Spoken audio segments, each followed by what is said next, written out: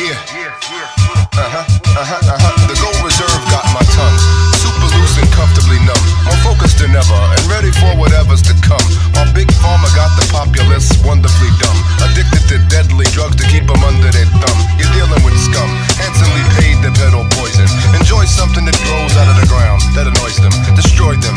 Let them know you're privy to their thin scam. Stand tall, don't ever fall for the flim flam. Most politicians are supporters of NAMBLA and actors who follow a script similar to Tony Danza. Who's the boss? It'll cost if you're a gambler. I'll disappear you off of the grid like Adam Lanza.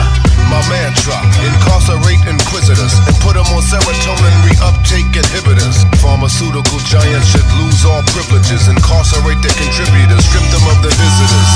All I got is a gold pot to piss in, a pole pot position, controlled opposition. They won't stop the mission, they don't got the vision. My cold got them shivering, I'm so hot, I'm sizzling. I am not a slave to the rhythm. The rhythm is a victim of an ancient predilection that I give them. The law of nature on which I base the decision. Obama is the prez, but I voted for Shirley Chisholm. Police state, got my scruples all pleasantly chill. Please say your name and address, or we'll compress in your grill. Enter at will, end your temper and threaten to fill a torso with 70 gills. Remember our Kennedy kills, our terrors are meant to be drills. And all our editor shills keep propaganda cleverly built. Whenever we kill or energy drill, rap got the nation Hennessy filled, and Big Pharma got the population's energy nil. With a heavenly pill that confirms you are mentally ill, then senators will concur you come from enemyville. Without change in conscience or logic, it's the great white. I'm dodging all the snake bites, foot lodged upon the brake light, claws on a neck, no time to pause and reflect on laws to protect. It's cause and effect, no applause and respect. Jaws of death snatch you off the shoreline rocks and pack you in a straw-lined raw pine box. Assault the genie, exalt the genes, elite will build a dream. Shield machine, film extreme, excrete the silver screen, kill the screams, rub them out, martyr and fake the grief. Beneath the waves and reefs, sharpening the razor teeth. The shit's nice work, but purchase your spine. Surface the air murder, it's the perfect design. Disturbingly fine that the person's behind the pale veil, serving up circus and swine, witches and wine. Get returned to the shrine outside the lodge. Spot Madonna giving virgin signs. The worst crime is to turn to your side, close your eyes and confer with these evil pantomimes. I spit swift to shift, disturb paradigms, sink ships, think quick, reverse the curse of maritime. Fuck the long talk, they radiate ringworms. 200,000 plus skinny pigs, forget words. Nowadays more insurance to afford the hit. Zionist war tourist picnics at Gaza Strip. It's a lot of shit, sharks turn to Spielberg. Lights, cameras, ain't your daughters and waters, it's meal served.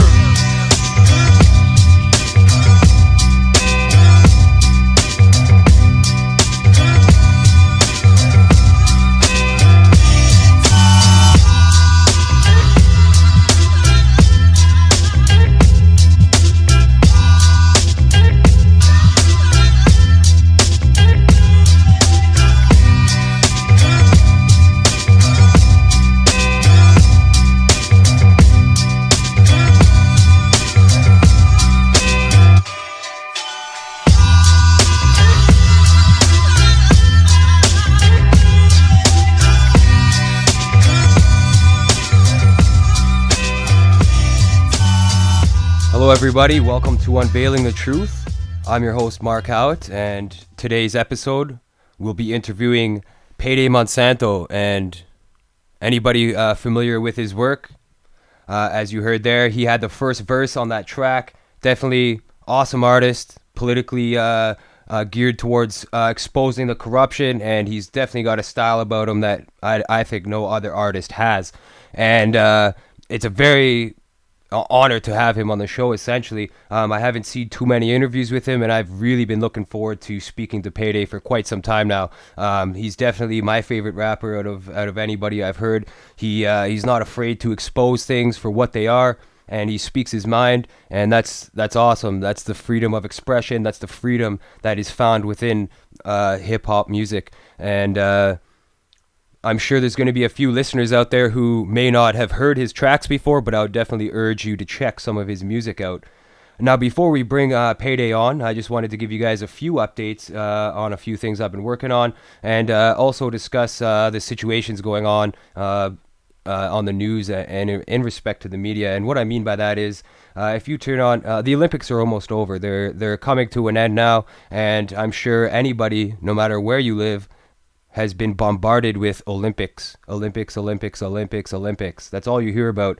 And I mean, before I logged into my email, all the news articles were all related to the Olympics and stuff. But meanwhile, in the background, behind all that, you have uprisings in Ukraine, Venezuela, Bahrain, Thailand, Italy.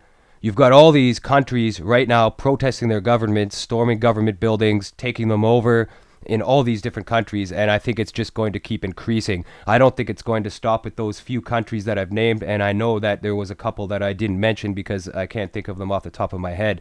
So that goes to show you the media's agenda. They're just going to pump you full of Olympic stuff, and as soon as the Olympics are over, they'll probably move back to Miley Cyrus or Justin Bieber or Rob Ford or something like that to distract your mind from what's going on around the world, these revolutions.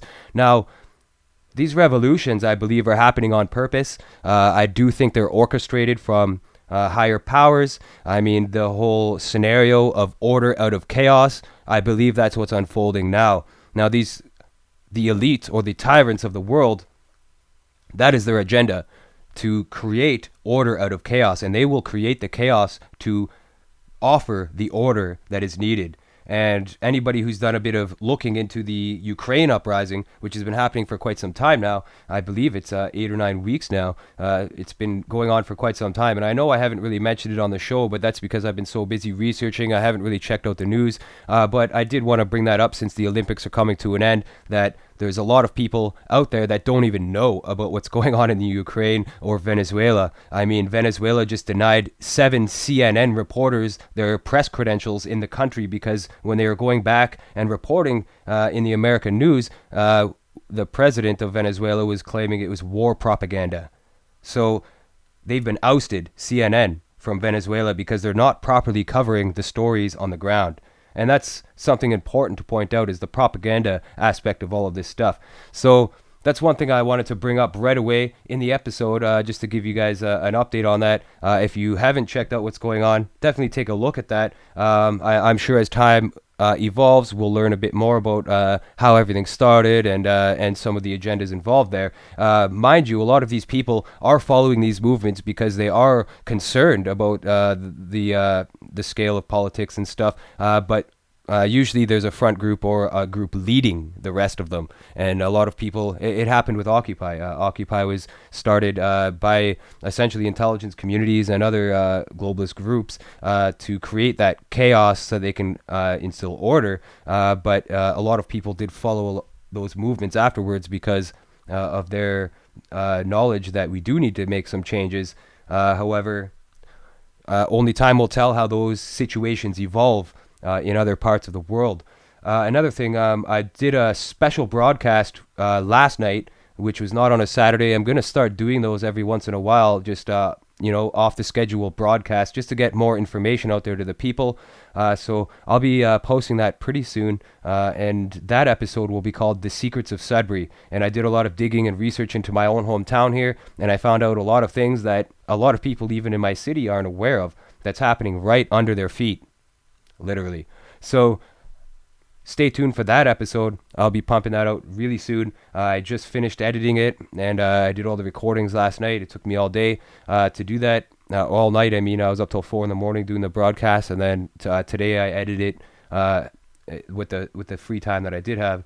I did sit down with a few people in my community here to discuss the fluoridation issue happening here on a local level, as well as other issues. And there is, we are trying to get the information out there and try to get it removed from the city of Sudbury here. So that's giving you guys a bit of an update of what I've been up to lately, and also some of the news that you should be checking out other than the Olympics. Now, I'm not saying there's anything wrong with the Olympics. That's not what I was meaning. I do think that the people that are competing in the Olympics are definitely extraordinary athletes, and I do appreciate what their capabilities are and their skills and stuff like that. However, what I don't appreciate is how the media is ignoring it entirely. It's a near media blackout anyways. You're not seeing it as the top headlines as it should be. So that's pretty common. I think it's happened for quite some time, and we're used to seeing that kind of treatment with the media on sensitive world issues and stuff like that. So that was definitely worth mentioning before the broadcast, and I did uncover some crazy things about Sudbury here that I wasn't even aware of, which I put in the broadcast. So I'm really looking forward to showing you guys that, and it will be streamed on the Truth Broadcast Network as well. So that's one thing. So I'm gonna give Payday a call here and get him on board. And for anybody who hasn't checked his stuff out, check out YouTube, check out other websites. You'll be able to find his tracks, and he's on there. So he's definitely got a lot of tunes out there. Hi, Payday. Mr. Howitt, How's it going? how you doing, brother? Very good, and yourself? It's an honor. Let me turn off the other stream here, so we're not Oh yeah, we're not not echoing yet. echoing. Beautiful. All right, gotcha. Awesome. Seems to be streaming perfectly. So here we have it, folks. The almighty Payday Monsanto. Stop Definitely. playing. No, seriously. I give you the crown for well, Immortal Technique's really good as well. He's pretty much the most popular truth artist when it comes to the hip hop scene and stuff. But Well, I he's def doing his thing. yeah, He's doing his thing. but I definitely think you are underrated, and I think it's because you're hitting some sensitive materials with your lyrics and stuff like that, and there is a bit of suppression going on in regards to promotion. Plus, you're doing it all DIY from what I've been able to tell. So that's 100%, 100%. Do yeah, it yourself. Yeah, I don't have nobody. I don't have nobody making my beats. I don't have nobody engineering me. I don't have nobody. You know, yeah, I have my friend Brand One Angel and a couple other cats like out there like street teams. Like virtual, virtual internet street teams. That's just pushing my stuff, and for that I'm thankful. And I just look before I say anything. Mark, first of all, I appreciate your work. I know your work, and it was a surprise, a pleasant surprise for you to contact me, as you did. But uh, I just put stuff out there from inception, from lambs to the slaughter, saying to myself like, I don't want any. I'm not gonna try to like over sensualize, sensationalize myself. I If it catches on, it catches on, and you know what? It caught on, and so absolutely, now I might pick up the ball and run with it. Now I'm thinking, like I told you in a private email, that I've come up with, in my mind, I've decided upon a whole new way to do things. I've changed, and it doesn't mean that I'm not going to attack the uh, the topics, the sensitive topics. It doesn't mean that I'm not going to attack that anymore. It just means I've come up with a whole new uh, means and a concept which to do things, hmm and perhaps this will be a harbinger of what's to come. awesome. I'm very happy to Because hear that you're not going to stop doing what you're doing because you're very skilled. Do you make your own beats? I know you do all your own lyrics. You write your own lyrics, and as far as I could tell, definitely you record at your own vocals and mix your own tracks. But do you make your own beats as well for the tunes that you do? every one of them, except for maybe two or three.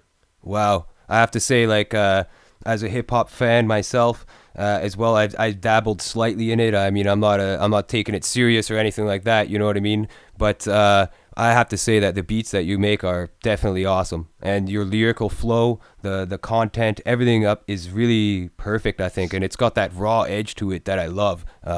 And that's hard to find with hip hop music because a lot of them just they fine tune their stuff too much. I think it And loses it.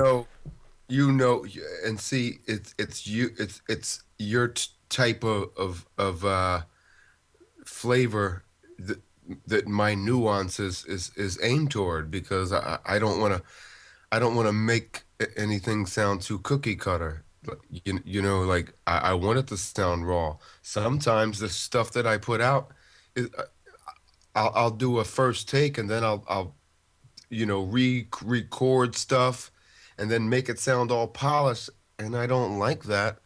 So I put out the original that, I started 3 months ago, Yeah. per se. Yeah. You know, Definitely. and I sometimes I waste time trying to polish stuff and and and make it perfect, and I wind up putting out in many instances I put out the stuff that I initially began with. Mhm. So Yeah, and that's and that's I awesome. aim that toward cats like you who are going to appreciate that rawness Mhm. instead of the I don't like that cookie cutter stuff, man. I can't stand it. Like everything sounds like it's recorded, by just by some cat that's getting paid to produce some stranger stuff. Mhm. They- You know, I could never feel it from day one when I first recorded in the studio, and then they would give me a CD. In the beginning, it was taped because there were no CDs when I was recording in, like, popular studios in Philadelphia, like Rough House, where Cypress Hill recorded their shit. But Cypress Hill, only they had their own engineers come in and do it right. But only I was not stuck with, per se. I just had some cats mixing down my stuff and mastering it, from a stranger standpoint, and like, okay, here's your cookie cutter little Mhm. thing, and I was just like not happy. I want I want it to sound like it did on the fucking Maxell cassette. You Yeah. know what I mean? Yeah. Not quite. I want it cleaned up a little bit, but not quite that clean is what I'm. So that's when I started doing it myself, man. Well, hey, And I and gotta it's hand it's, it to you. You're it's doing for good. it's for people like you. You're And I'm doing a glad great you job. I'm Uh, glad you appreciate that. And absolutely. when you said that you said that in text that you're my favorite artist, but when I just heard you say that, like, it really brings, like, seriousness to it. Like, because I know you're a hip hop head because I listened to your show a couple times, and I know that you have a pretty extensive, knowledge of hip hop, and for you to say, right on air that, it's my favorite hip hop artist. I'm pretty sure you said that, right? Oh yeah, absolutely. That, You are my that, favorite. that just I've spun that your just first does. album about a million times. I got to admit. When That's what I do it for, man. That's what I'm thinking to myself when you said that. This is what I do it for. yeah. For cats like this to say, like, I'm really feeling your shit. Like, this is my favorite hit. That's the epitome. Hmm. This is my favorite hip hop artist. Like, and that's what makes me keep doing it more and not relenting. That's good. You got to stay vigilant for sure. So how long have you been, recording and doing hip hop music for? What is it? 2012?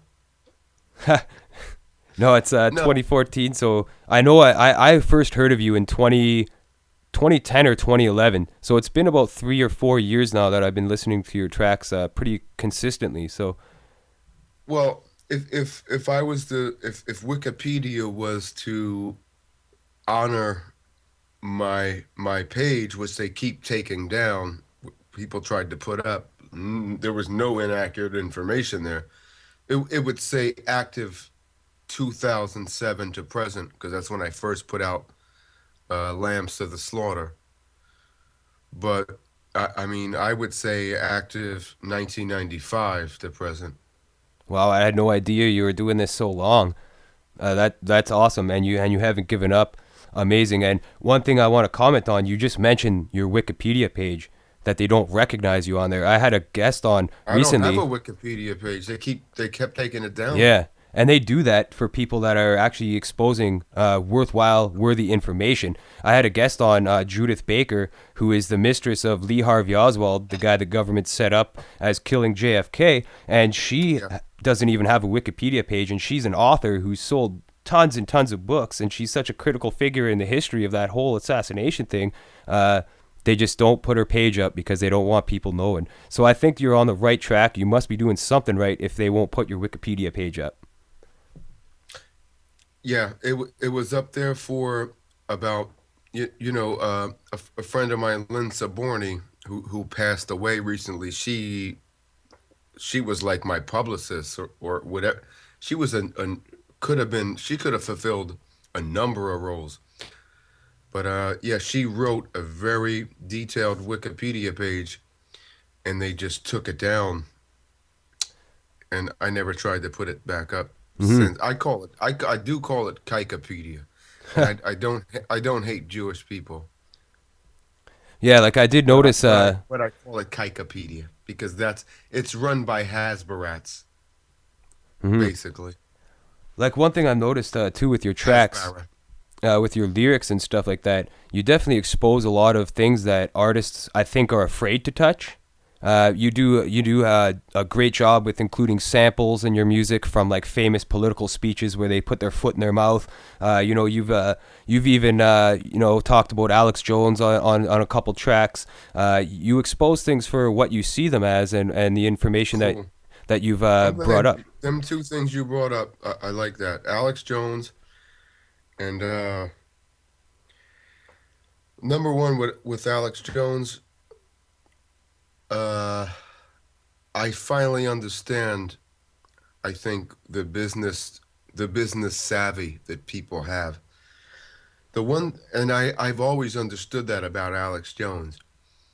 The one thing I didn't understand and didn't like is when he came out and called us scum, those who criticize Israel. Like I took that was the impetus for Etanamoli, and in which where I just denigrated him to the best of my ability, because he basically called people who criticize Israel on a regular basis a hatred, a religion of hate and scum.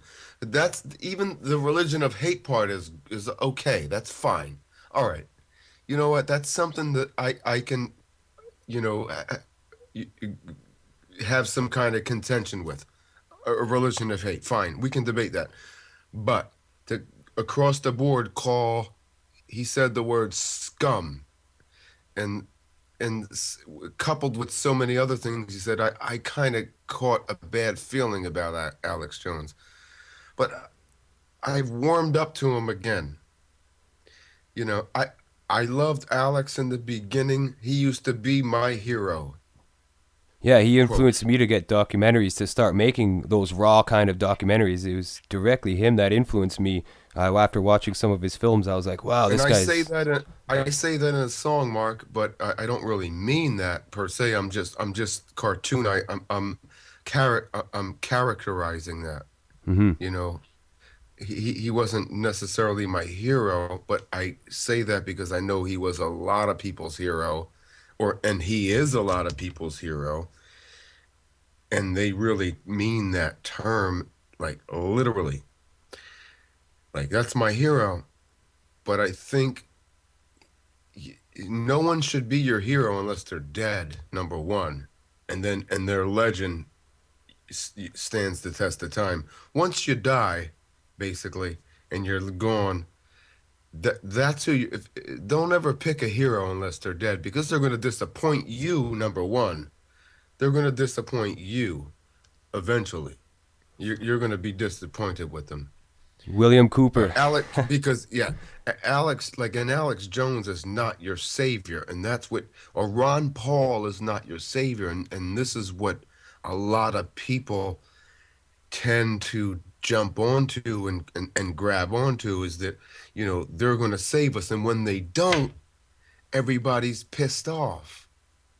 And I think I understood that from an early point because as much as I loved Ron Paul, I knew that no one man is going to come and save humanity, and Yeah. and the contrary, he's going to get shut down and basically disappoint all of his followers. Hmm. And then you just can't put anyone on a pedestal Yeah, we got to and save ourselves. make them your hero. We got to save ourselves. You got to just follow the good things you see in people and emulate it. That's all. Mm-hmm. Because they're going to let you down eventually if you call somebody your hero Yeah. that's still living. Mm-hmm. Because either they're going to die early or they're going to get compromised, and somebody's going to tell them this STUF. Mm-hmm. They're going to tell them to shut the fuck up, and they're going to be quiet about things, and they're going to readjust their message, and because Alex Jones was hardcore for a minute. Like he went Oh from, yeah. like, I saw him following the truth. Like he went from saying Israel's my homeland, and then, but that was when I don't think he was quite privy to things, and then he was getting hardcore about Zionists, even when I forget the guy's name, but he washed up in a river in Houston. Uh, he was a Muslim, and it was a Mossad hit. And even Alex Jones was saying this is a Mossad hit.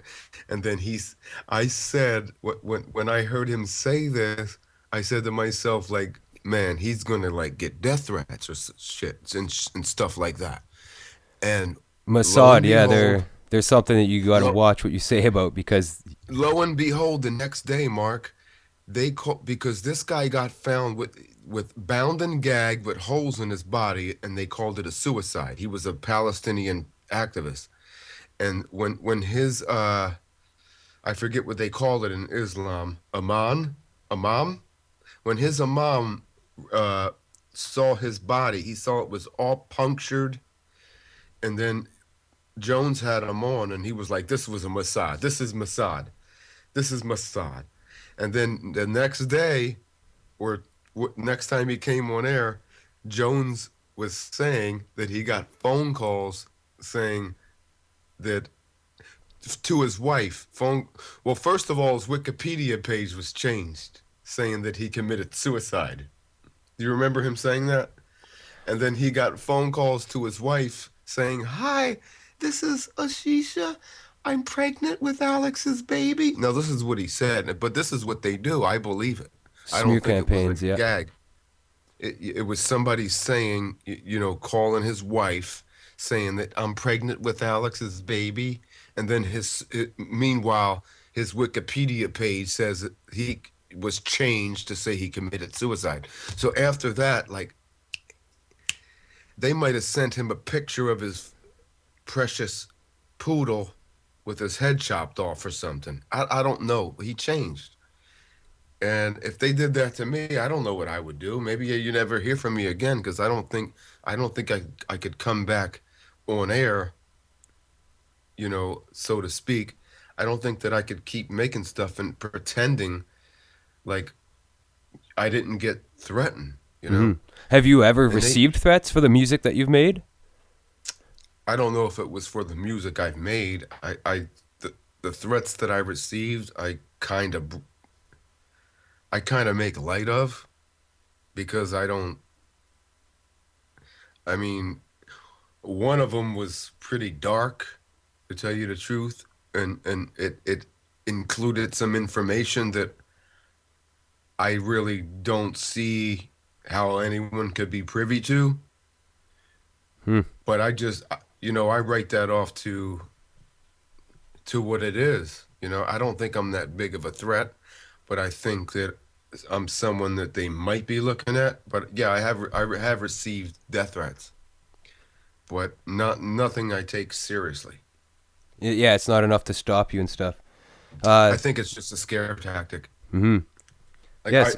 death threats in the forms of like emails Yeah, I get those too. like Yeah. with pictures of, like one was with Saddam Hussein hanging, and it said Payday thinks 9/11 was a Mossad job, and Payday could die soon, or something like to that extent. This was years ago. That Hmm. was the first one, but since then it's been like far and few between. Hmm. I've never received like phone calls, on my private phone, stuff like that. I've never received anything. I I, I attribute it to people. I attribute it to people playing around with my mind. And maybe that might not be the case, but you know, at any rate, that's what I attribute it to. Just Hmm. people playing, trying to get into my head. Yeah, trying to use fear tactics and smear campaigns against you, and it's clear as day, like that you are exposing some of the real agendas of this new world order and stuff. A lot of your tracks are just highly compressed with facts and information, and you use words sometimes to describe entire subjects and topics, which is so awesome about your music. You're using terms in there like. And you're saying things in just a quick sentence, like the song that I played at the intro of the broadcast was a new song I haven't heard from you before. You did send me some tracks, and actually I'm gonna let the viewers know right now that I'm gonna play a song on air tonight that has never been played by Payday Monsanto. Nobody's ever heard this except two or three of his close friends and myself, and it's going to be for you viewers to listen to. I'll do that about halfway through the broadcast just to let people know what you've been up to. But one thing I noticed, that one line in Sharks is awesome about Adam Lanza. I know you commented about my Sandy Hook documentary, and you watched that, and it's that line about Adam Lanza is awesome, and it's a quick, simple line about I can't remember exactly word for word. What's that line about Adam Lanza that you said? I don't know. I said Disappear you. disappear you off of the grid like Adam Lanza. There you go. Disappear you off the grid like Adam Lanza. Anybody who's done Because that any. I, I don't know where that dude where he came from, and then Yeah. he just went. He came and went. Yeah. And where did he come You mind from? if I light this Kush? Can I light Kush here? Absolutely. Absolutely. I'm an advocate of marijuana use myself, and I know you are. So, I mean, and I'm sure a lot of the listeners watching the show right now are definitely also on board with that. The medicinal advantages of marijuana, and there's all sorts of good things about it. The government, obviously, and actually, you made an awesome track called CDBs, I think, and it's all about the. Wow, CBDs. Yeah. Well, you can play that if you want. Again, that's something that's probably going to be on my next album. It's I sent you a few things that are, just ideas, and you Mhm. can feel free to play them. But yeah, the sharks thing. In case we forget to mention it, before even after we play it, that's Luca and Trillion, myself featuring Luca and Trillion, and it's going to be something that's going to be on an album entitled Illiterati. The yeah, myself, Luca, and Trillion. Yeah, it sounds sick. That song that I played at the beginning of this episode, I mean, I've been spinning that constant since you sent that to me. So thanks for sending these tracks. I mean, you've definitely increased your skills. It's sounding a lot better. It's awesome. These new tracks. And Thank how you, many thank albums you. do you have? And can you name them for people just so they could go out there and try to get copies of it? Your stuff's available on iTunes, I believe. Well, I think four of the five are. The first thing I put out was, and I've been meaning to switch this over to iTunes, is Lambs to the Slaughter, of course, right? No, no, no. Yeah, Lambs to the Slaughter. That's on SoundClick. And you have Missiles, of course, my most recent, Missiles with Relish, Missiles with Relish, Etanamuli, The Patent, The Foundation, and Lambs. And I think there's one other one. I don't even know, but Yeah, you got a lot of yeah. songs, and anybody who's digging on YouTube for your songs, you'll find stuff all the time like myself, anyways, that I haven't heard. And I believe the first song I heard that you put out was "Sheeple of America," and that song's awesome. I mean, just the beat, the lyrics, the content, amazing song. It's called "Sheeple of America," and that's kind of like what got me listening to your stuff a lot. Is Cool. that track? And what album is that off of? That's off the Patent, I think. That's off. Sheeple of America is on Lambs to the Slaughter, if Oh, I'm not really? mistaken. Okay. Yeah. Yeah, because that's an awesome song. And like I don't have any full albums of yours. I just like accumulated songs over the years, a bunch of random tracks, and that's what kind of got me into you. But like I said, I've spun your stuff, and I know I have one complete album. It's just not named, so it must be Well, Lambs to Slaughter. I'll make sure to send you, the four or five, the five that I have. I'll send them all links. You know, Awesome. That would be a payday uh, uh, overload. Awesome. I'm sorry that you don't have them, dude. Oh, I'll it's get all them good. to you It's ASAP. it's all good. So what motivates you to like one thing I've noticed too is you do a lot of studying and research like myself, so you are aware of a lot of things that are going on. Um, like what motivates you to keep going, and what kind of things are of interest to you to include in your lyrical content? Well, what motivates me to keep going is just day by day seeing number one this agenda push forward, and number two, people waking up. I mean, it's just it's kind of counterintuitive, you know, and it's paradoxical. It's dichotomous, but you know, the thing keeps pushing forward, but I see it pushing forward at a much slower Mm-hmm. pace than it should. And then I see people waking up. And of course, the love mail that I get, that's probably first and foremost. When I get emails from people, which happens like every other day, from old people, elders saying, I can't stand rap, but I just, or just seeing YouTube comments saying that I can't stand rap. I can't stand rap. I could never stand rap music, but this guy, I love him. Like when I Actually, see it's funny you stuff say like that. that, It says right here in the chat room for the episode tonight. It says, "Yeah, I don't like hippie hop either, save for Payday Monsanto and KRS-One." And yeah, that's and I I get emails, and it's almost it's more continuous than record sales, like the sparse record sales I get. It tops that. Like I get emails from people saying that, you know, I'm like 62 and I can't stand this bibbity boppity stuff, but I can understand what you're saying. I can hear every word. You mhm. know, that there's a lot of things that keep it going, but that would probably top them all. Even, you know, e- even more so than my loved ones giving me props. Because when you get props from your loved ones and people who say they love you and do love you, it's almost like these people know me, so you know I do I believe what they're saying, like, you know.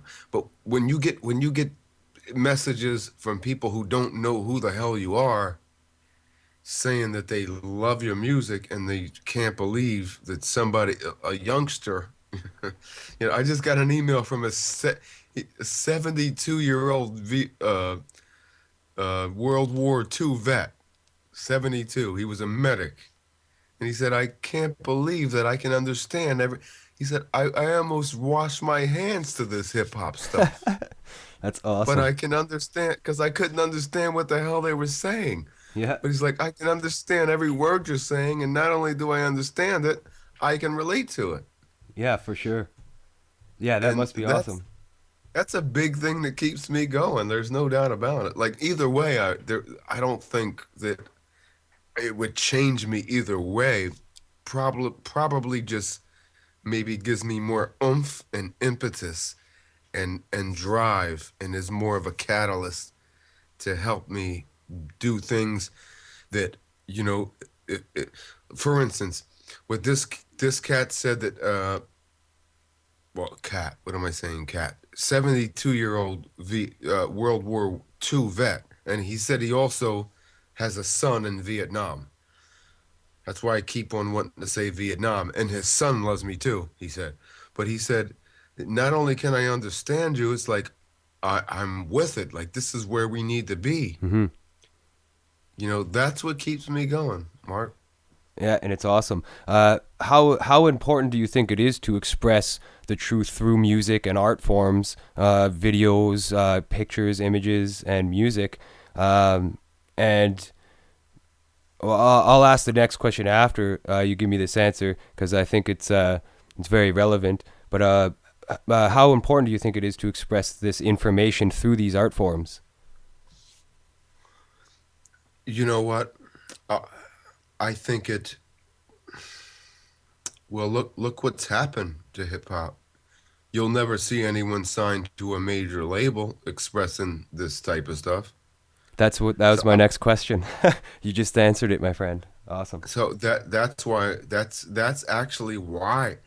I mean, I think that exemplifies why it's so important. That illustrates the importance of it. Is because they want to shut this type of stuff down. They want to. I mean, I'm from a school from Public Enemy, KRS-One, X Clan, if you will, Paris. The devil made me do it. Stuff like that. Like that's what always appealed to me as a kid, because I grew up on like, for instance, talk radio. I grew up on real talk radio. Like when there was a Jewish guy named Irv Homer, who was an agnostic Jew, Philadelphia icon, who said that Jews run everything. And he's a Jew, he don't run everything. It's not him. He's he's saying that these people are misrepresenting him. Like he that's why he called himself an agnostic Jew. He was called the agnostic Jew, evil Irv Homer, Philadelphia talk radio legend.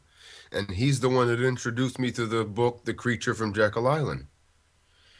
And he's the one that introduced me to the thought that the Federal Reserve was Jewish. And that for so many reasons of that sort, he got kicked off the airwaves. For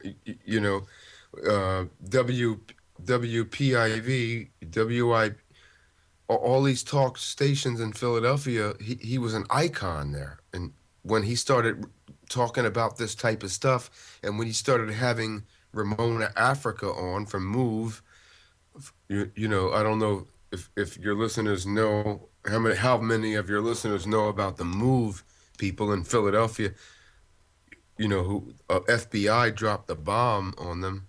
And that's where the song came from. You dropped the bomb on me, Yeah. baby. You dropped the bomb. The FBI dropped the bomb on Osage Avenue in Philadelphia, and 11 homes were like lit up. And he actually had people from Move on, or Mumia Abu Jamal. He actually had Mumia proponents on to look at both sides of the story. And when he brought people on who were there at the court case, who were there to hear Judge Sabo say that, certain things, like, Judge Sabo had his mind made up already, and regardless what the jury said, whether Mumia killed this cop or not, which I don't think he did, or when he talked about 9/11. Now, this is a Jewish guy, Irv Homer. They threw him out of radio, and because and he finally established himself on some other little talk station. And he said, folks, it's because I'm Jewish.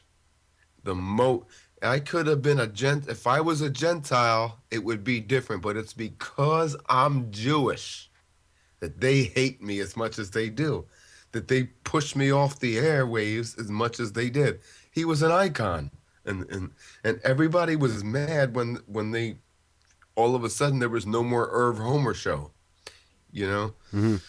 That type of stuff made me think. Like, that added to my lexicon. That helped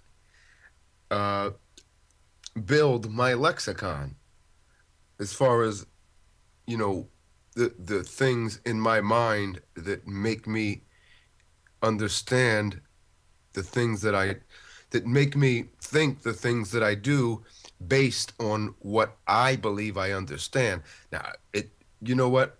I'm not even saying that it's truth. I just understand things for the way that I think they are. And I've always been dying for someone to prove me wrong. That's me, and that's a truth seeker. Some Someone who's dying for someone to come along and prove them wrong. And when it happens, I'm elated. Hmm. But it's really, certainty, they say, is the greatest disease of the mind. The need for certainty is the greatest disease of the mind. That's what has been said by a great person. I forget who said it. That's true. But there's certain things that you don't have to have a need for certainty for. Like, it's there. Like, it's in your mind, it's true, and you just want somebody to say, this is wrong and this is why it's wrong, and convince you otherwise. And this is what I've been looking for. I've been looking since I was 14 years old for someone to convince me otherwise, that things are screwed up. I was going to say shit is fucked up. I don't know if that's right. Things are screwed up. Well, I'm all for freedom of I'm speech, so that's cool. One thing too I'm is, looking for something, but no one has for the most part. And when they have, I was kind of relieved. hmm Like, wow, okay, you have quelled my concern here. yeah, you learn something that way, right? You learned something. hmm But I have. It's like trying to. Has anyone ever quelled your concerns about Building 7, Mark? Uh, Falling? proved my opinions on it wrong? No, definitely Are not. you dying? Are you in your heart of hearts? Are you dying for someone to like come along and say like the government had nothing to do with this? Israel had nothing. This is actually 19 terrorists with box cutters. Like, I'm dying for this. Like, I wish. Part of me wishes this was the case, hmm but it's 9/11. not. Yeah, 9/11 definitely has so many aspects to that that just prove that we're not being told the truth about it. Like, you could start with Building 7, you could go to Flight 93, you could talk about Silverstein's payoff, you could talk about the advanced knowledge beforehand, the passports found on top of the rubble undamaged, how did the NORAD stand down to get to Who's going allow. to satiate? Who can satiate your concerns? Mhm. And No one. yeah, exactly. And the only way that they claim that they can do that is by reading the narrative of the official story that's been put out by the media. That's the That only well, that yeah, that's their defense, right? that's One what thing they I do. noticed too, in a lot of your tracks, which is, I guess, one of the reasons why you might be called a controversial artist, is that you expose Zionism and Zionists in your earlier tracks, especially. Um, and I mean, when people start digging into that, like you said, the links to Mossad, people end up dead, all this stuff. Um, how big do you think the grip is of Zionism on the world? Like, how would you say that on a scale? Well, I wouldn't classify it as Zionism. I think the grips of Zionism are great, but Zionism talks about an Israeli state. I'm a Zionist. Uh, Ask me why, Mark. why is that? Because I think these people should have a homeland, and I want to send them all to Siberia. Well, if you So I'm look, a Zion. So I'm a Zionist.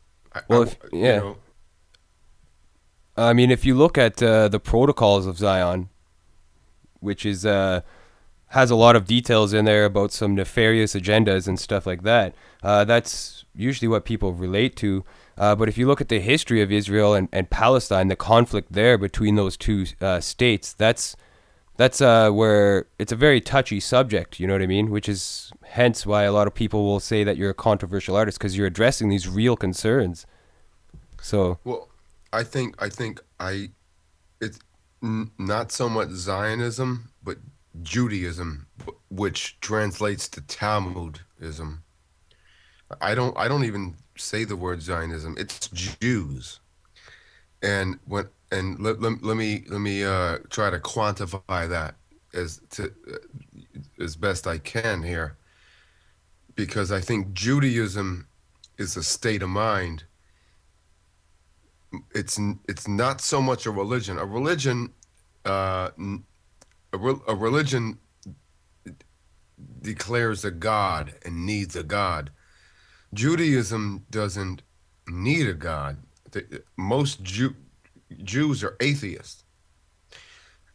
Israel, 51 plus percent of people who live in Israel are atheists, and 51 plus percent of Jews are atheists.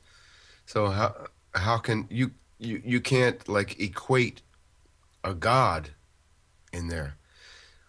It's more of an ideology, because if you go to Israel, you'll find that a lot of the uh, synagogues, the sermons in the synagogues are run by atheists.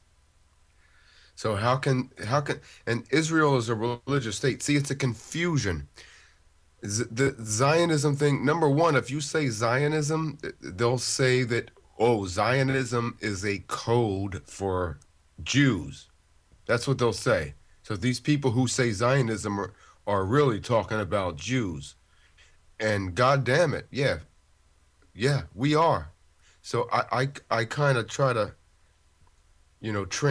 transfuse that and transcend that and get that out of the way, because I'm not talking about Zionists, because most Zionists are Christians.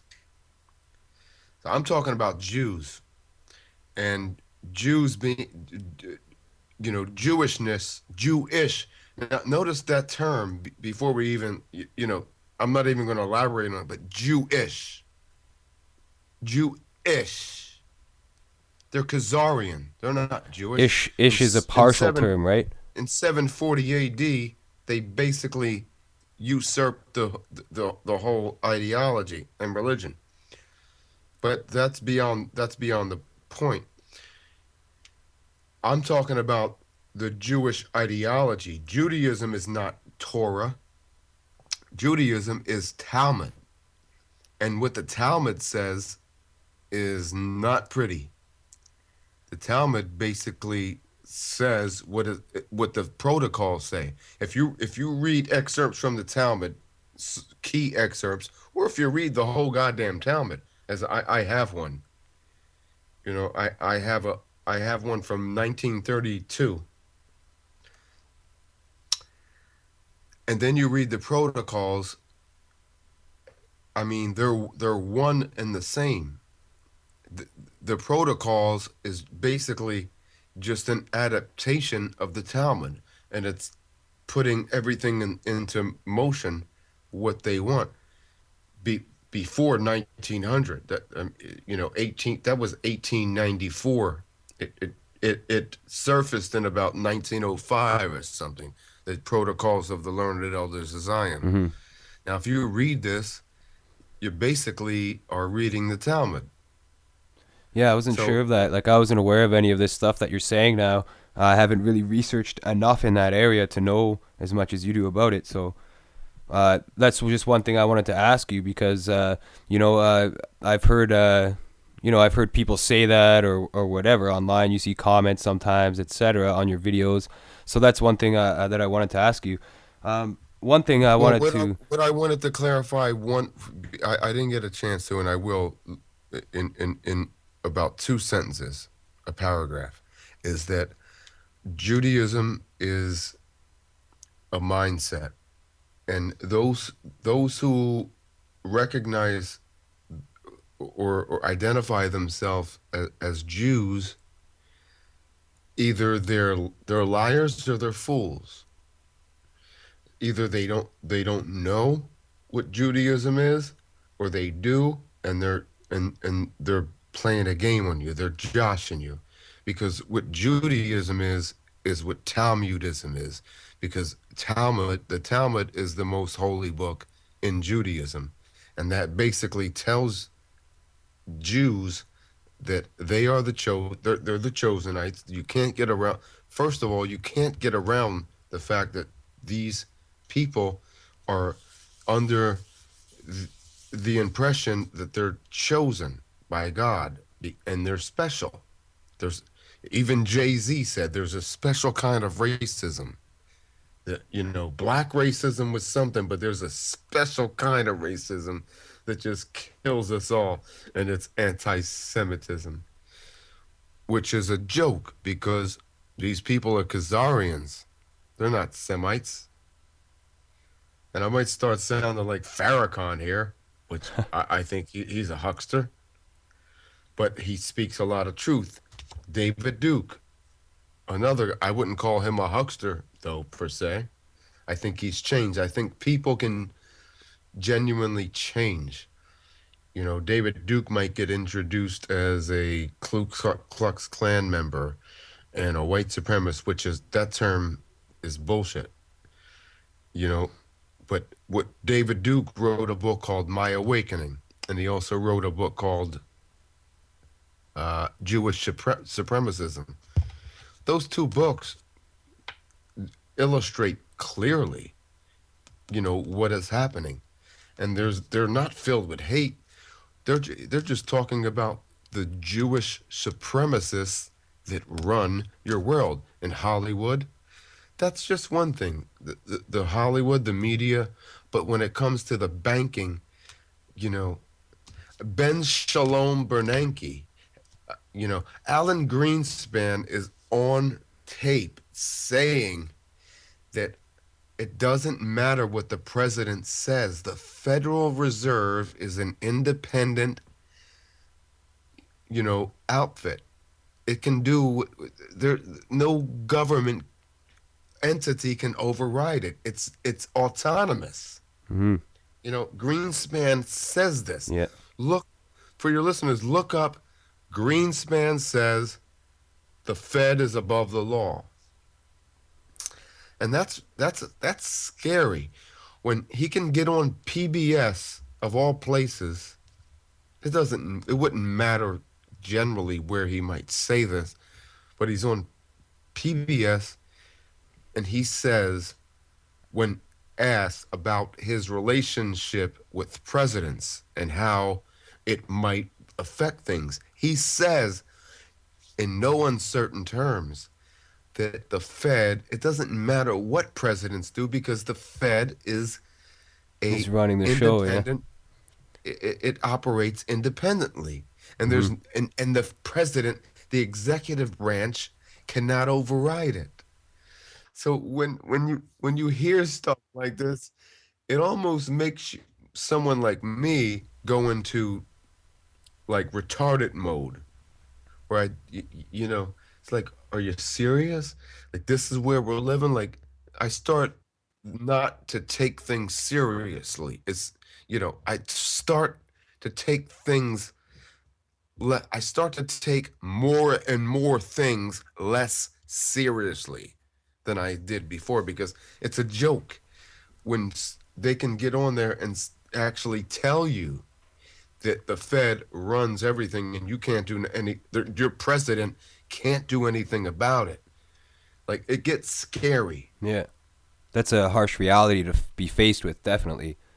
In regards to the music industry and stuff like that, one thing, another awesome line in one of the new songs that you sent me was imitate your enemies. And a lot of these hip hop artists are doing exactly that. They're promoting this Illuminati, New World Order agenda through their music and their messages. Do you agree with that? That a lot of the hip hop artists are just doing this for they're involved with the promotion of all this negativity in the world and stuff like that? Do I think they know, like, cognizantly? Yeah, like, do you you hear people talk about Jay-Z, the Illuminati. He's got the album with Ricky Ross about called the Freemason. So do you believe that they're doing this on purpose through their music, promoting violence, killing each other, all this kind of stuff? Or do you think that The artist, yeah. not necessarily. No, I think when you excuse me, when you're hit with all this money, I think it kind of blinds you, and I don't think you really think until you can't pay them back and they start to try to take it away. Yeah. That's when the artist, like, look at Whitney Houston when she went over to Israel. And I think it was Shimon Peres who went to shake her hand. And Whitney was like, get the fuck out of here. I ain't shaking your hand. You I know, wasn't aware of it's, that. It's that's is it's that on video hilarious. somewhere? Yeah, Oh it yeah. certainly is. Wow. It, just Google Whitney Houston to Israel. Hmm. And I think it was it was Shimon Peres. I don't think it was yeah, it was Shimon Peres. Huh. Yeah, she Interesting. didn't shake his hand. And here's another thing. Here's another tidbit. When Whitney just died, Clive Davis was just below her, in the hotel room below her, partying when she died in her bathtub. And then Clive Davis said that this Kelly, whatever her American Idol name is she's going to be the next Whitney Houston. And this is like 2 days before Whitney Houston died. Kelly, Preston, Kelly, whatever her name was, like he said, this is going to be the new Whitney Houston.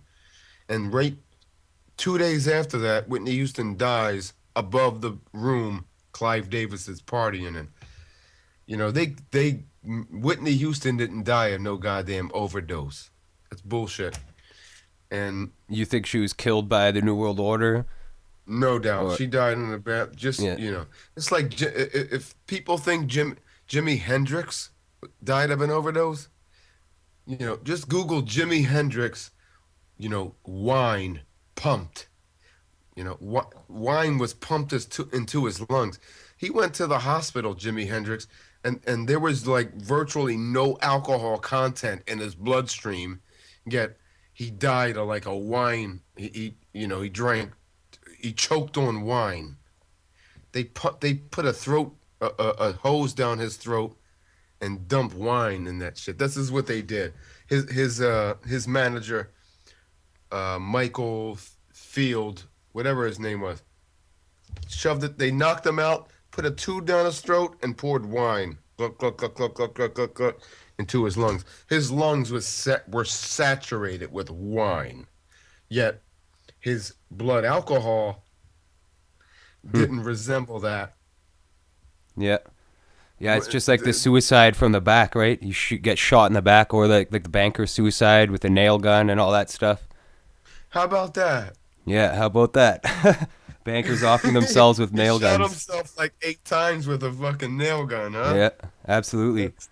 That's, So, I mean, it's clear as day that there is people being offed all the time for getting too close to the truth and stuff like that. I mean, you already explained earlier that you're not scared of that. I mean, if you did get, you said if you did get scared enough, though, you'd probably have to stop doing that. But you know what I mean? I think that people do have to make a choice when they're caught in that situation. But one post, it was you actually that got me looking into the Michael Hastings thing, because you were making posts on your Facebook page at the time, and I was checking out your links, and that's how I heard about it. And then I started looking into that, and that's another interesting death. You know what I mean? Very curious. yeah, never, never, never, ever buy a Benz Yeah. that post 2000, Yeah. because they don't, and take it to the shop. Even if any car, don't take your car to the shop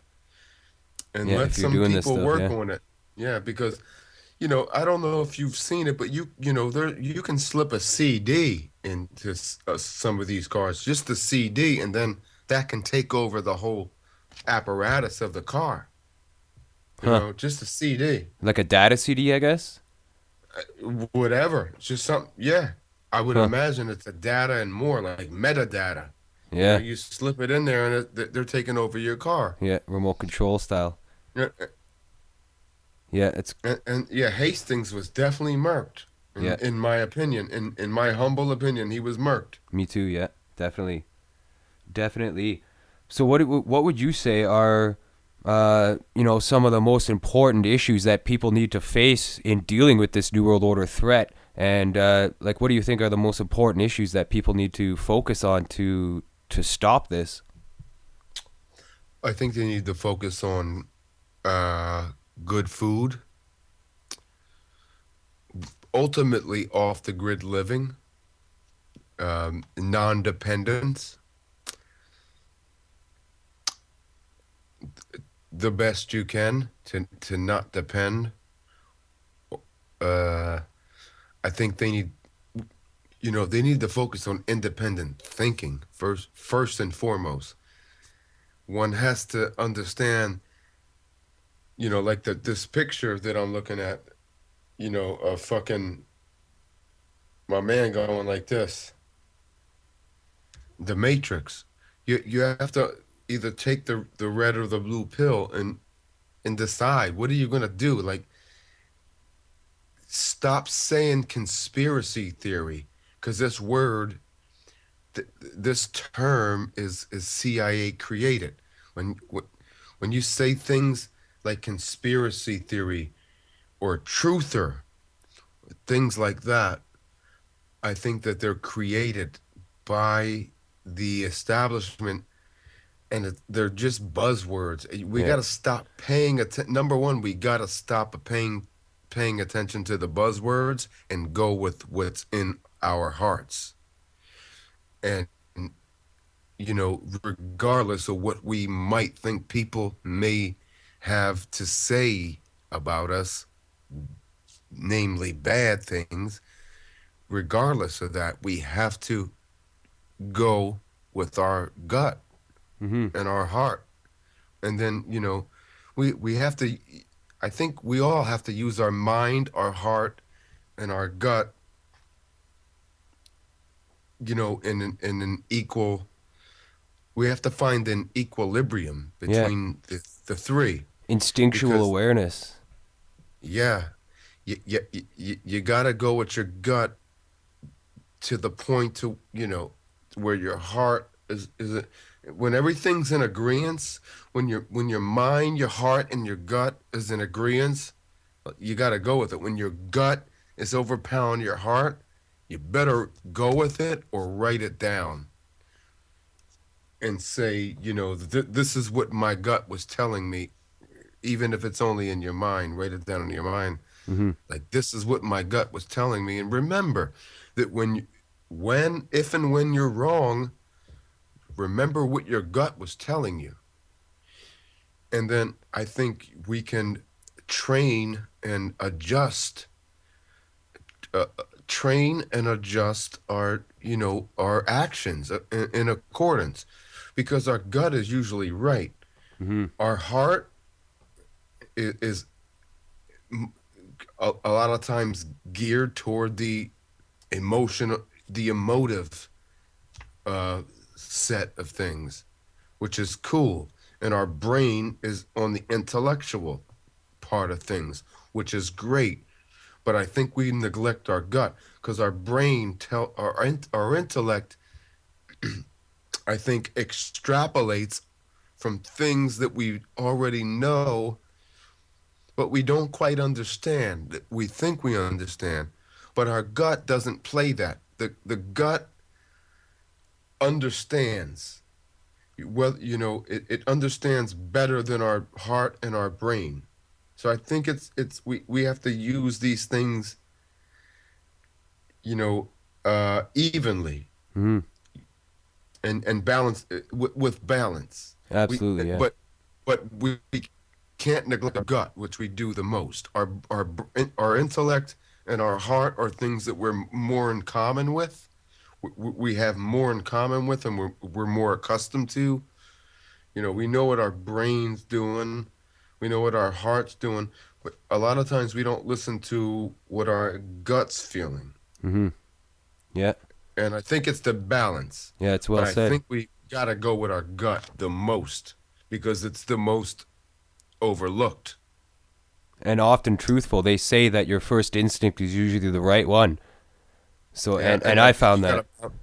you gotta balance that gut with your intellect and your heart. Mm-hmm. Yeah. That's really all I can say. That's how I go by things. Like as I said in the beginning, I am always dying for to be proved wrong. Like I just want to be I want to be proved wrong from something that I might have my heart set on, Mm-hmm. you know? I don't like having my heart set on something. It's kind of scary sometimes, you know? When you're certain about something and then you want to be certain about other things. But certainty, the need for certainty is the biggest disease of the brain. And I think I read that in Robert Greene's Mastery. I don't know if he quoted that from somebody, but it rings so true. The need for certainty is the biggest disease of the brain because you need that certainty. Don't don't have you don't have to need that certainty. Don't focus on the need for that certainty. Just let things settle the way they are. Go with what's in your gut, Mm-hmm. and try to intellectualize it, and try to emotionalize it.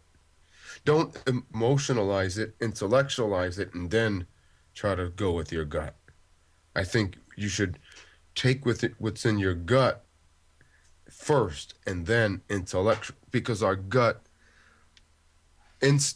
instinct is most often uh, pushed to a back burner. It's set aside, Mm-hmm. and I think, and you know, I forget who said it, but someone said that, well, we always think these great ideas, but we push them aside because they're our own ideas. And every genius thing that we happen to see is like a thought that we once had, majestically alienated. In other words, it's something that we thought of one time, but we rejected it because it's our own thought. And we don't pay attention. We disregard our own thoughts. But every every act of genius we see is something that we've thought of before, that was it comes back as an alienated, you know, a majestically alienated thought because we've thought of it before. So the best thoughts that we the best things that happen were our thoughts at once alienated. We reject them because they're our own. We tend to look for other Yeah. people's genius Mm-hmm. when it's in us, when it's actually in us. It's Absolutely. we but and we tend to reject them, right? That's Have you very ever well saw said. some, have you ever saw something that comes back to you as like, what the fuck? Like I did that before, Oh yeah. but I rejected that thought. Yeah. All the It time. was Yeah. rejected. Mm-hmm. So I forget who said that. It might have been Keats.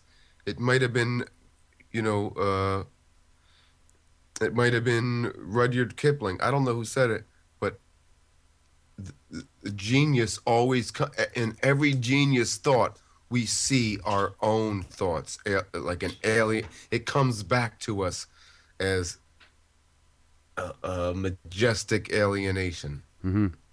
So Yeah. One pay thing. attention. Pay attention to your gut is like what I'm saying. Yeah. That's That's that's good advice. Definitely. One thing I should have probably asked earlier in the episode is the name Payday Monsanto.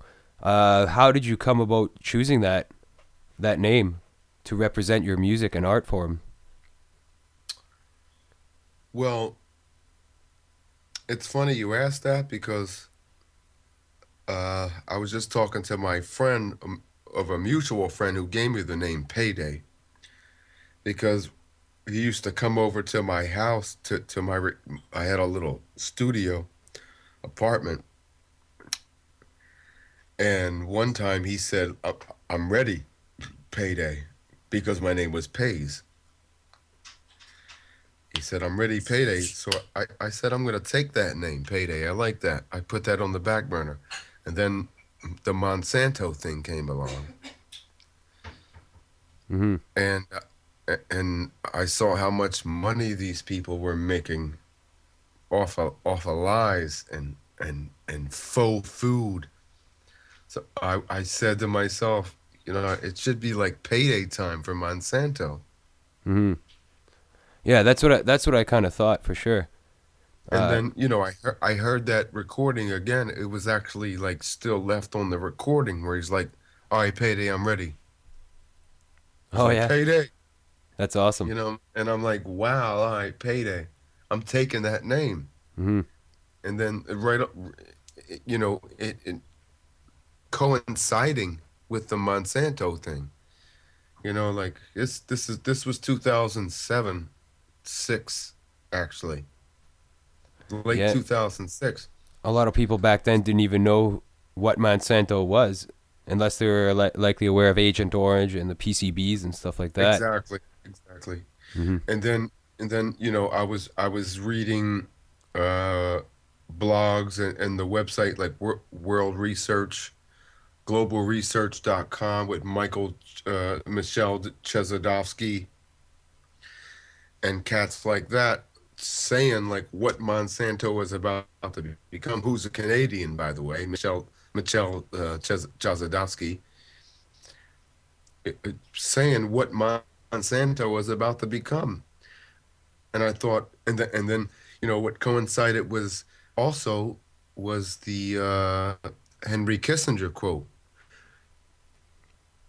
on which a song called "No Monsanto." I used it, Mm-hmm. where it's Michael Chesadovsky quoting Henry Kissinger saying, to control a country, to control a people, you just need to control the country, or to control a country, you have to control the oil. If you want to control the people, you need to control the food. Mm-hmm.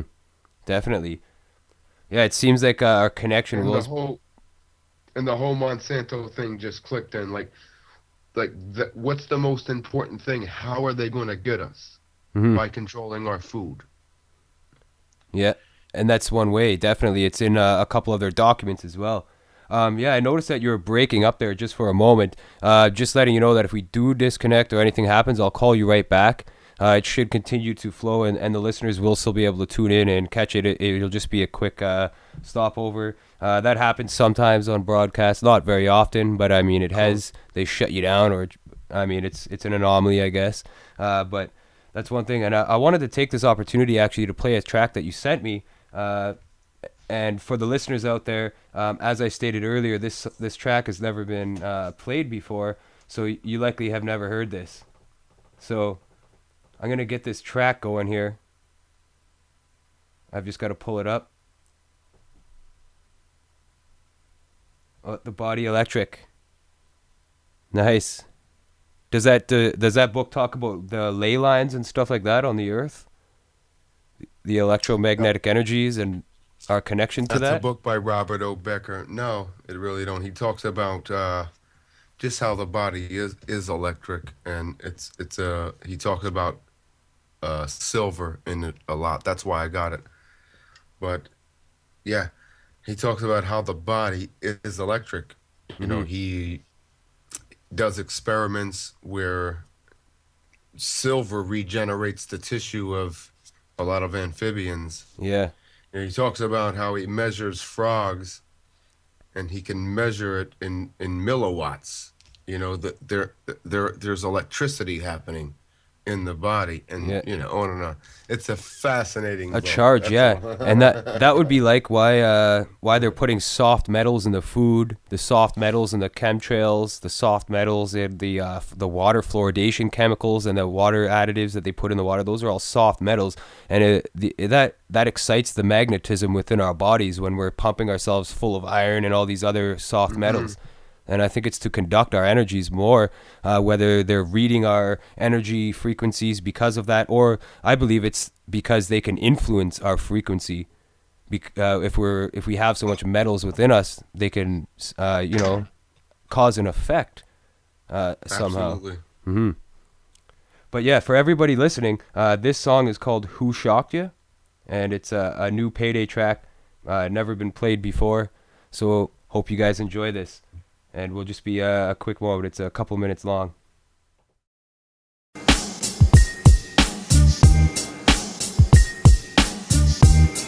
Who shot ya? 7,000 volts to your chakra. Now I'm shooting like Putin, tipsy off the vodka. The chutzpah of you to try to stop the unilateral bombs from dropping on your opera.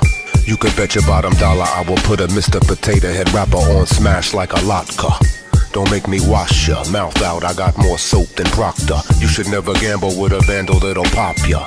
Please, I don't wanna murder your fleas. Jump out of the van sparkling with 2 cans of Febreze without a trace. I'll feature Slaughterhouse Waste from Slaughterhouse 5, how the slaughterhouse taste. Ponder how monatomic the mana. I chop a lot of guarana from Guatemala to Ghana. Straighten bitches out with Kama Sutra Tantra. So unbelievable it should begin with once upon a. Wake your kundalini and trigger the pranathana. They label me a pariah cause I aim at the piranhas. Throw a crack pipe at your beloved Obama. Fuck Barack and his white mama. Chameleons put here to incite drama.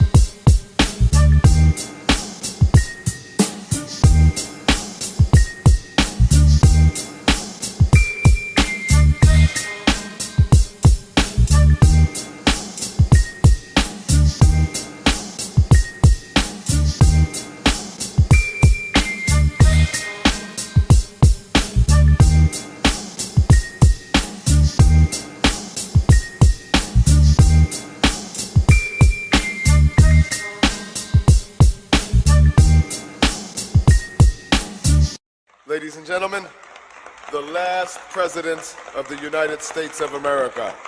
The very word secrecy is repugnant in a free and open society.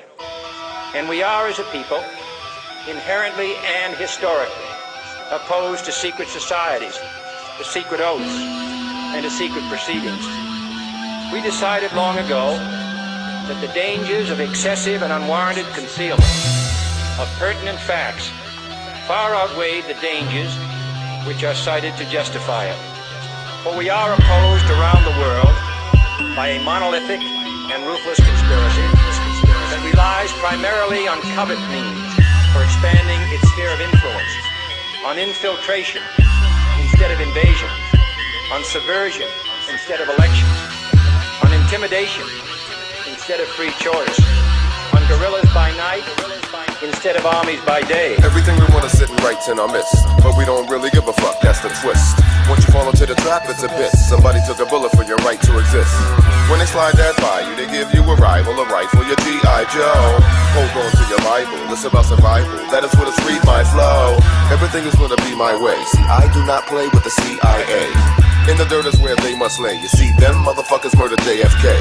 But that was also an outside job, just like 9/11 done by the Mossad. No doubt about it. Anybody who had a voice, Martin, Robert, Malcolm, name your choice. I'm on some wild shit this year. You bet your gums I'm in here. It ain't no fun to this dear. I ain't the one to miss here. I'm on some wild shit this year. You bet your gums I'm in here. It ain't no fun to this dear. I ain't the one to miss it. They've infiltrated your Patriot radio stations. Big collectors are busy gathering information. This is no way to conduct a Patriot meeting. Council for National Policy is where they're eating. AJ gets no respect. Pretty soon he will host the show with Glenn Beck. How much rat poison is in the tuna fish? When will they turn them into a lunatic? These are questions that I ask myself as I sit back and ponder how vast the wealth. The die's been cast, at last should pass the help. If you think that I'm lying, you should blast yourself. Ted Pike is a friend of mine. Mr. Jones booked him and then declined because he did not want to debate the fact that Israel is a rabbit little state. They call me anti-Semitic, picture that. If that's true, I'm a Nigerian diplomat. The same old guest, he brings on the chit and chat. They sound like pussy, I got a verbal dick for that. Mr. Jones, let me get this right. Jack Blood got bitched out by your wife cause he wasn't pushing your material right. I trust Jack Blood with my motherfucking life. Yeah. My balls are all out this year. It ain't no fun to this year.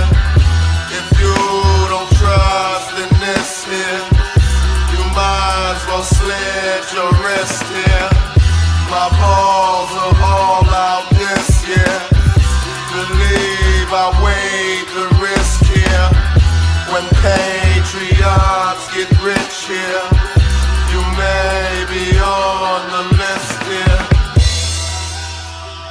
That I do not intend to permit to the extent that it's in my control.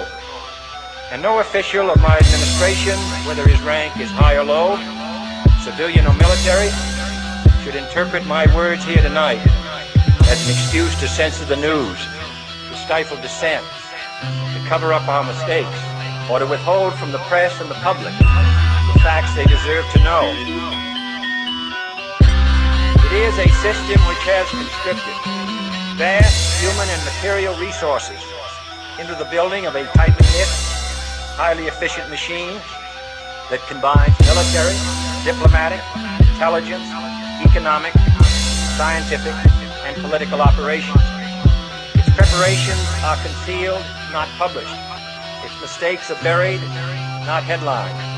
Its dissenters are silenced, not praised. No expenditure is questioned, no rumor is printed, no secret is revealed. No president should fear public scrutiny of his program, for from that scrutiny comes understanding, and from that understanding comes support or opposition, and both are necessary. I am not asking your newspapers to support an administration, but I am asking your help in the tremendous task of informing and alerting the American people.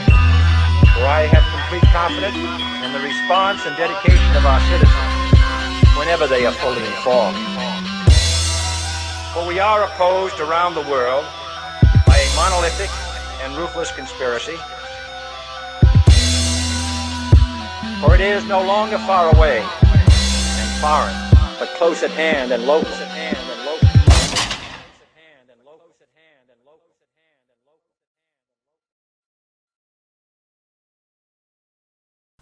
So that track, everybody, was Millionaire Patriots. It seems like we did just get disconnected right after that, but I've plugged us back in.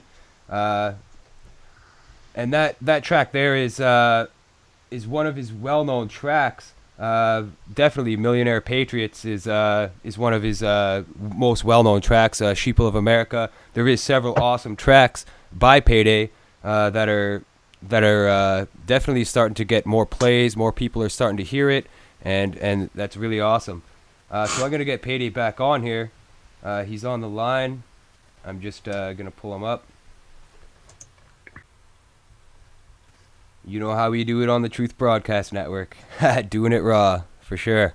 All right, so that was Payday Monsanto, Millionaire Patriots. And before that, it was a song called Who Shocked You? That song wasn't played before, so I hope you guys enjoyed that one. And I did have a couple of questions pop up in the chat for you during that little break there. And the first one I think is important is where could people buy your albums and buy your music? You could generally get it off iTunes. My website is down now because I'm kind of having trouble with GoDaddy. I don't want to go with them anymore, Daddy. But you can Google. You can buy it off Amazon, iTunes, CD Baby. All of my albums. The only album you can't buy off of those is Lambs, which is on SoundClick. Cool. And Yeah, there and you was know what? a user who's actually looking for your stuff to buy right now. So does that money go to you? Yeah, it goes to me. Awesome. And I'll tell you what, I implore people to buy more lambs because I used to see lambs uh, sales every once in a while. Now I just saw the the last one was it's been a while, and it was just yesterday where I just like sold my third album, telling me that they're gonna pay me because after $20, that's what I set my pay scale to.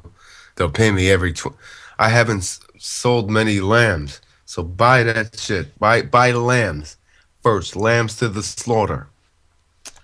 That's where you'll hear a lot of Alex Jones samples.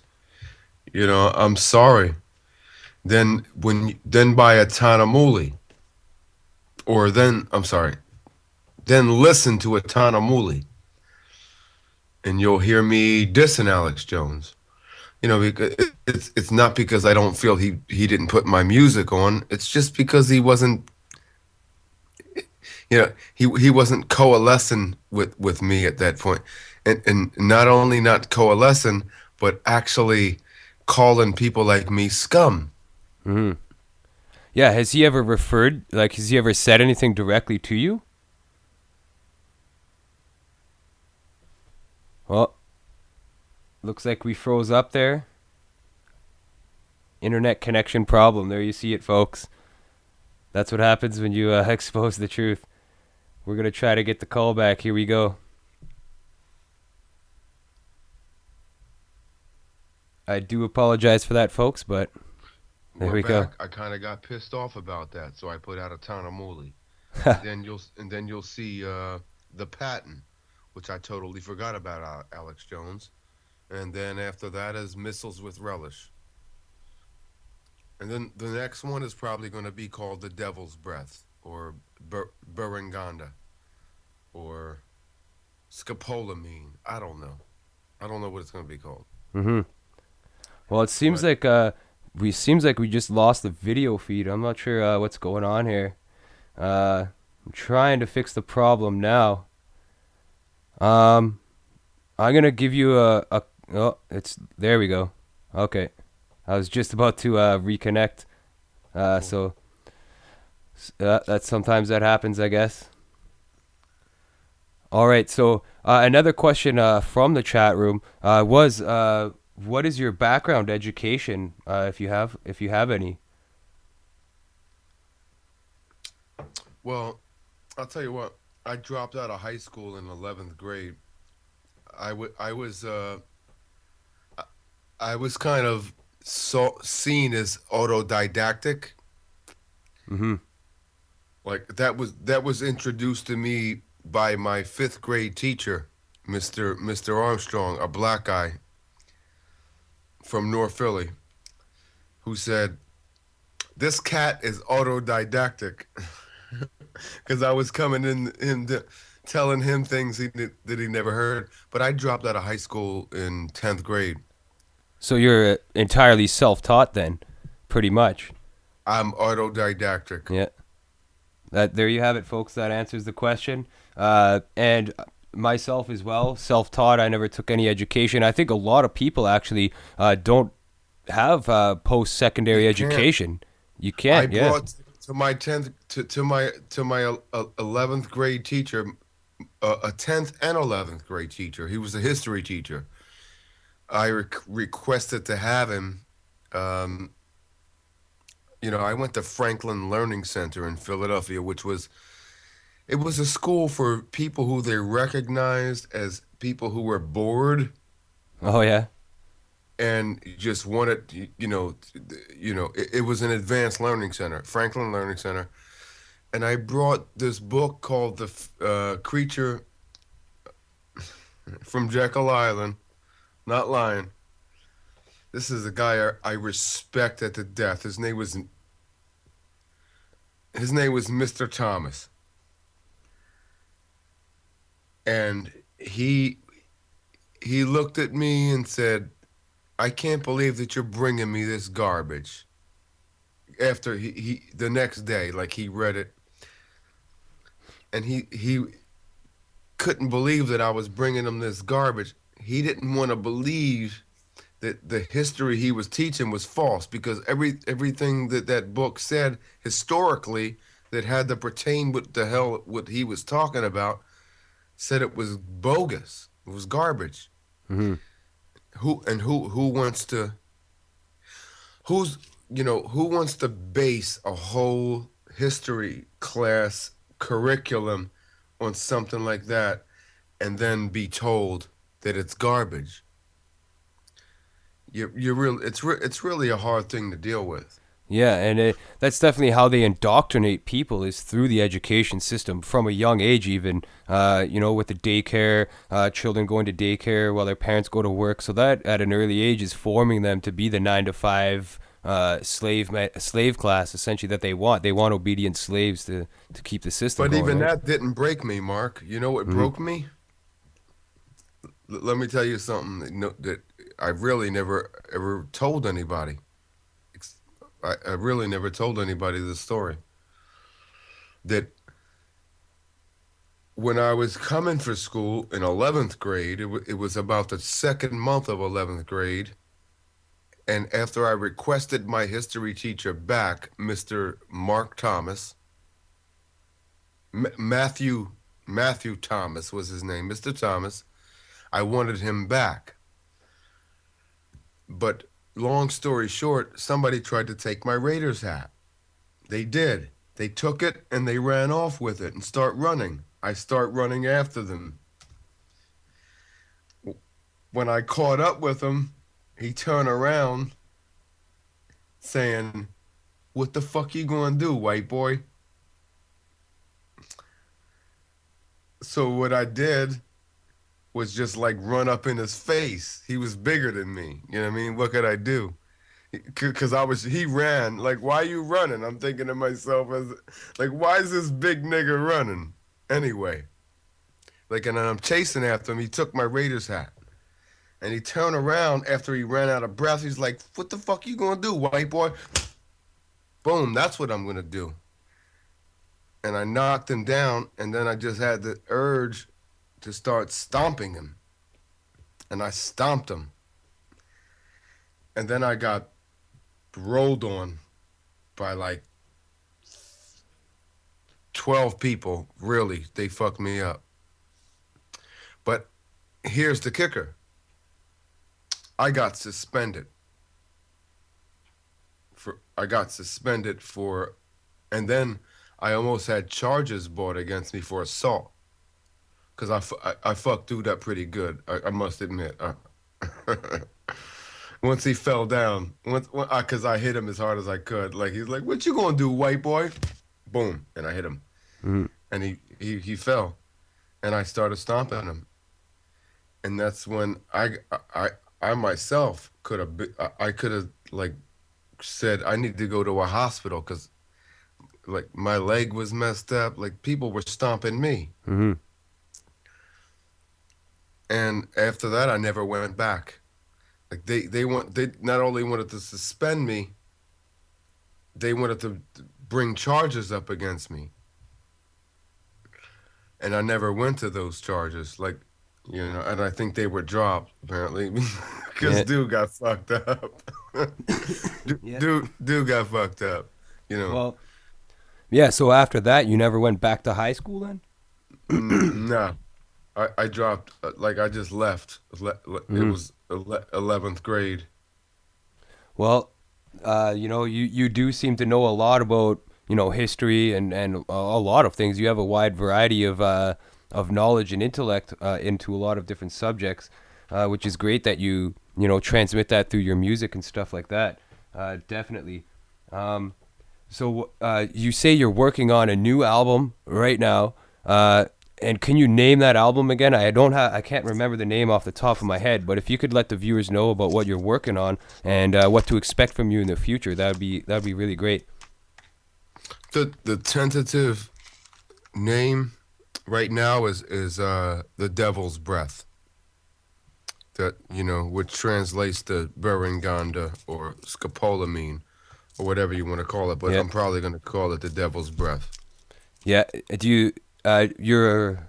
I'm not sure if you've seen the James Holmes conspiracy documentary that I made, but I displayed some evidence in that film that shows that scopolamine could have been used in regards to James Holmes. Uh, is that I guess one of the like? Do you agree with that? And do you agree that they're using scopolamine for these Some kind purposes? to some point, no doubt. I mean, if the fact is that you can introduce someone to a minute amount of a scopolamine and they be under your your behest. Mm-hmm. So I don't doubt it. I didn't see that, Mark, that part of the documentary where it said it mentioned scopolamine, but I wouldn't doubt it. Mm-hmm. I think they've come up so much as far as scopolamine is one thing.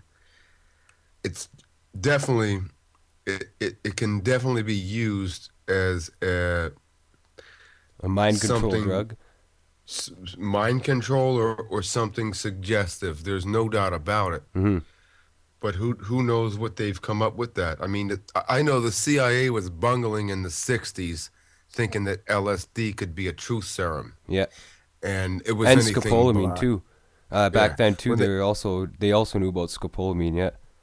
And they've used that, I think, definitely to their advantage to suggest suggestion, put the suggestion into people's minds. And anybody who hasn't checked out what scopolamine is or are not aware of what that is, it's like a powder that you could that's used essentially to get people to do things under your will. It's like they put them in a mental trance. And there's stories what out I'm there. saying, what I'm saying is though that they were bungling, thinking that maybe this is like the mm, early mid '60s, I believe, that LSD could be a truth serum, and then they realized that man, they gave somebody like LSD 10 times the amount that would Yeah. make you trip. Yeah. It's anything but. But they finally realized that something like scopolamine was a truth serum. Mm-hmm. It is. Yeah. And who know and then from what I'm saying there is who knows where they are now. We don't know that. Yeah. But at the very least, something like scopolamine, I think it's a basis of what they are using. Mm-hmm. Yeah, definitely. There's no There's doubt definitely about some that. ties No with doubt. CIA and scopolamine. But there was an album, not the Devil's Breath. I understand that that's your future project, but the one that you sent me tracks from, I believe Sharks is on there, and a couple other songs. What was the title of that album, and has that been released yet? Well, no, Sharks is going to be, as it's featuring Luca Peel and Trillion. That's going to be off an album that's tentatively titled now Illiterati.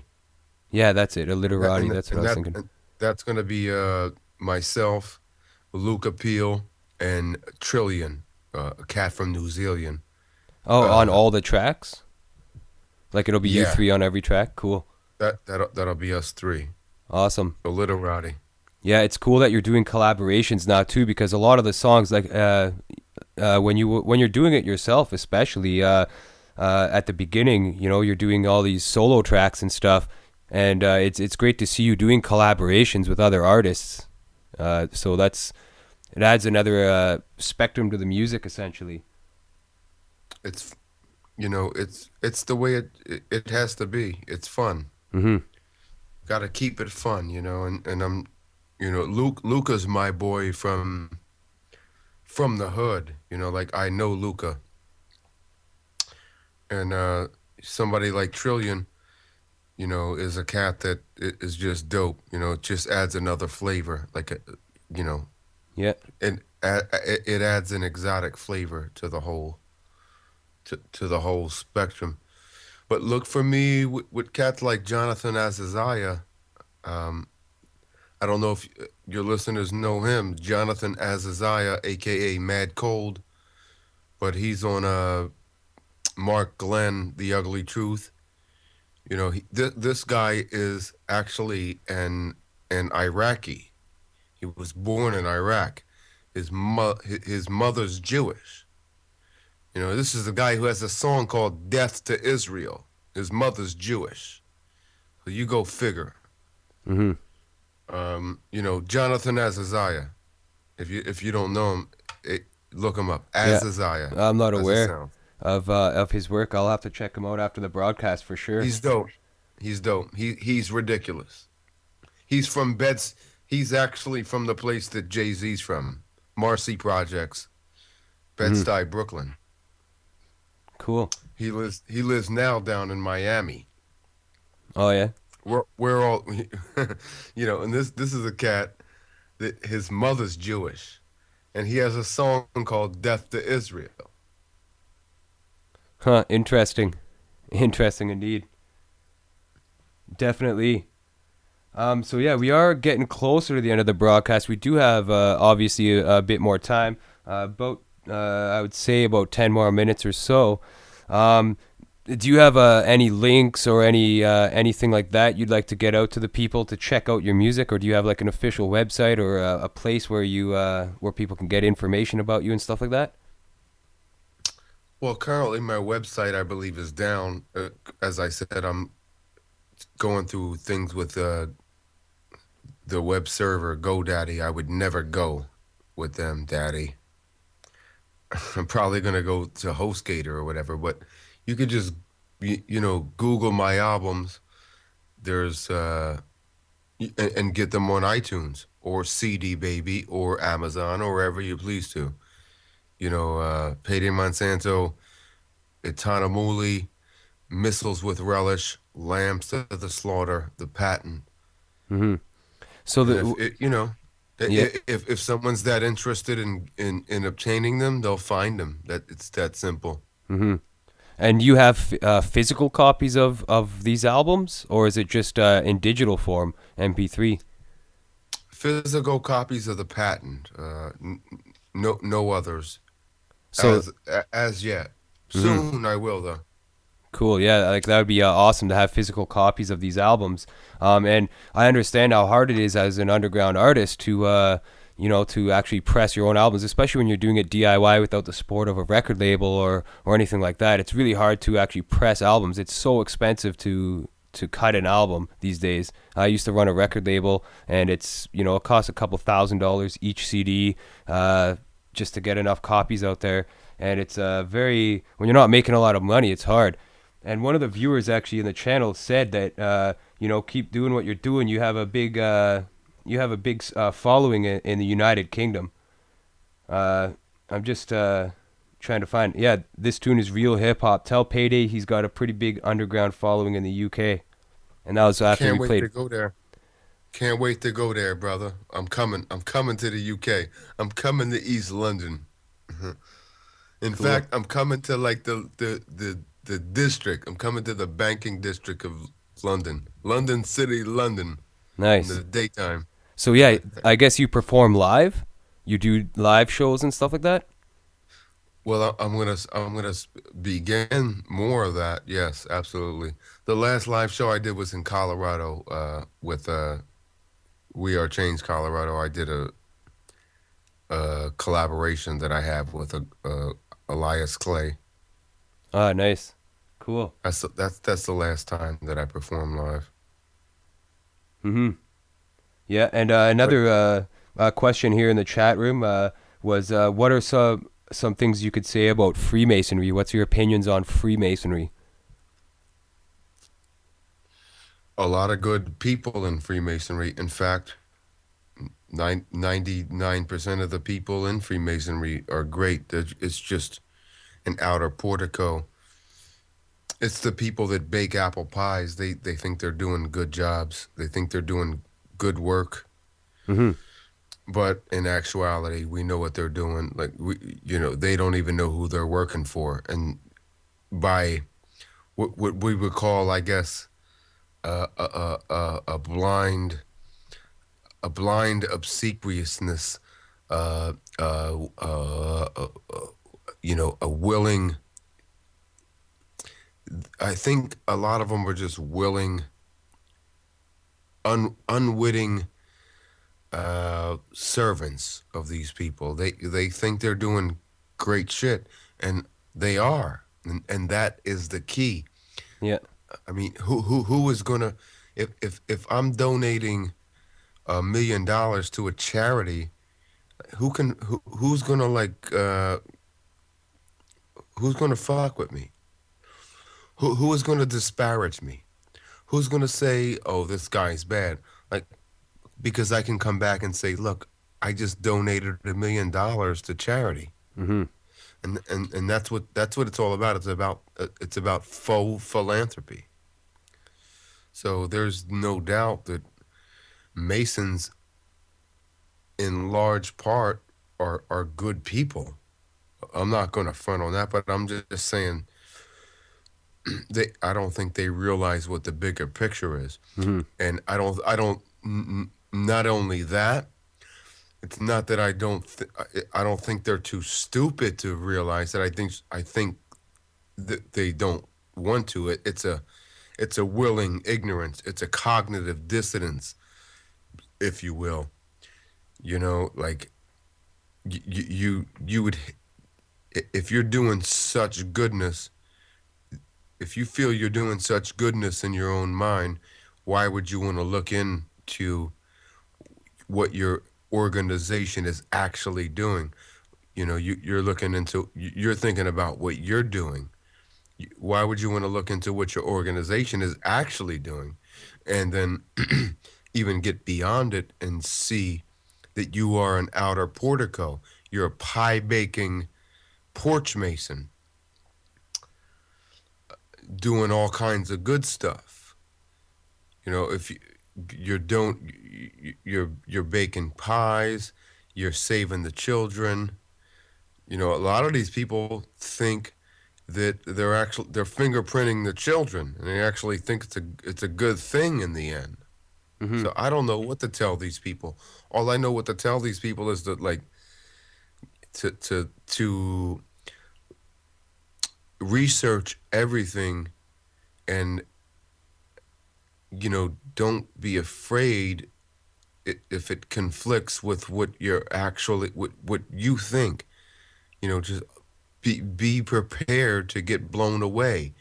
If you open your mind up and do impartial research, unbiased research, be prepared to get blown away, because it's not what you think it is. Mm-hmm. You might be doing some good stuff, but your organization certainly is not. And that goes for the Freemasons. I mean, come on. They want to chip your kids.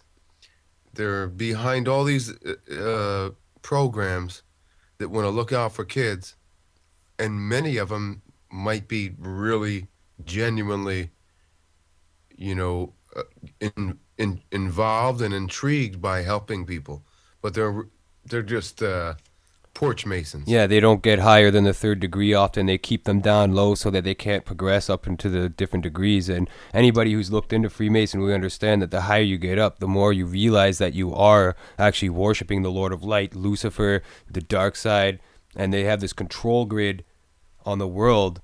Pretty much every community in the world was built by Freemasons and designed by them, and that's the control grid that they have. And you are right. A lot of Masons are really good people. They have good hearts. They have noble purposes, but they've been duped by their own organization essentially, and the secrets are held from them. And one good comment here from the chat room is, "Good things aren't done in secret." And Good things are done in the daylight, not in the darkness. absolutely, and I And 100% agree with that. they like to do their things in the darkness.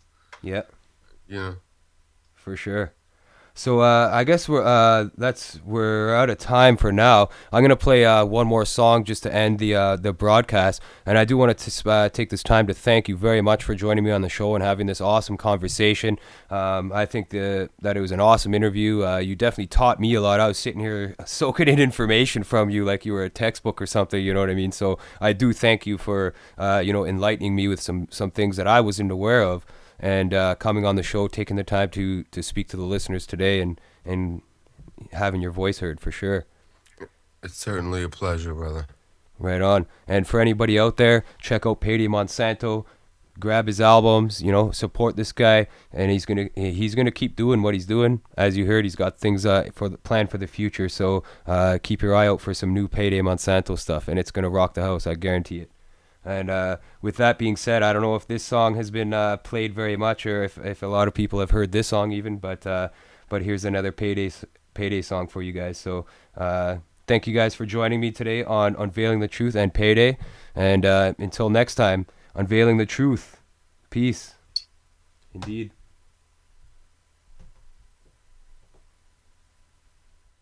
Your moon brain of the computer god activates your Frankenstein threshold brainwash radio lifelong, inculcating conformist propaganda, even frightening you and mixing you up. And the usual, don't worry about it, for your setbacks, mistakes, even when you receive deadly injuries. This is the worldwide computer god's secret containment policy. I can't seem to leave the dope alone. Somebody call my sponsor. I seem to misplace my Prozadone. Although it's kinda cold at home and the heat of the seat is sweet, on second thought I think you better hold the phone. Plus it's difficult to die without my cortisone shot. I ain't got the number memorized, the order's wrong. I wanted to wait till the dragnet was complete, and it's kinda hard to sleep with these magnets on my feet. My prefrontal cortex never gets spoiled. Dimethyl sulfoxide and peppermint oil. Mr. Caterpillar, hate to break your bubble, but when the cordyceps can sporulate, it could be trouble. I promise you, if I don't get a vision when I take a little trip to Desolation Peak, my name ain't Robert Blake. Thank God I'm lucid, but I'm out of here if shit gets crazy.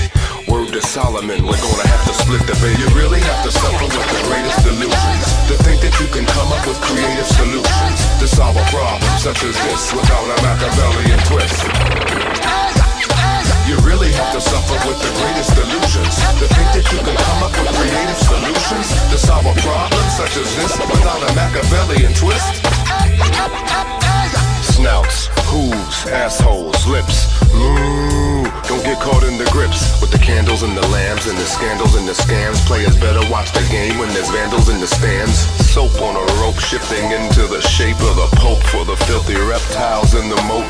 My new binoculars let me see a few kilometers. Inductively couple plasma quadruple mass spectrometers. Wars are the richest harvest of Khazars, so I plan to terraform Mars and bask in the stars. Borderline manic depression, panic aggression, romantic obsession with sandwiches dressed in a tantric confection. I am now intangible in a lunar plume. This is not a doom and gloom tune, so consume a shroom. I cannot be bribed, so don't react with fever. I am from the tribe of Smoker Sakajiva. You really have to suffer with the greatest delusions, to think that you can come up with creative solutions to solve a problem such as this without a Machiavellian twist. You really have to suffer with the greatest delusions, to think that you can come up with creative solutions to solve a problem such as this without a Machiavellian twist. I am not a powder keg, but if I blow up in a crowd, somebody's hopping away without a leg. You better take it down a peg. If you want another Plinko chip, you gotta learn how to beg. Don't make me bring the artillery to the front. These Israeli arms dealers are billing me with the brunt. You can bring all the chivalry that you want. I will send one of my men to kick Hillary in her confrontation of a tyrant is a beautiful thing, like making love in the antediluvian spring. When the flood happens, it ain't moving a thing. I'll turn to stone like the brothers of a Peruvian king. Make a move now, don't act hasty. Jose Capablanca wouldn't wanna face me. When all your pawns are gone, your bastard's lost. Now who the fuck is Gary Kasparov? You really have to suffer with the greatest delusions, to think that you can come up with creative solutions to solve a problem such as this without a Machiavellian twist. You really have to suffer with the greatest delusions, to think that you can come up with creative solutions to solve a problem such as this without a Machiavellian twist.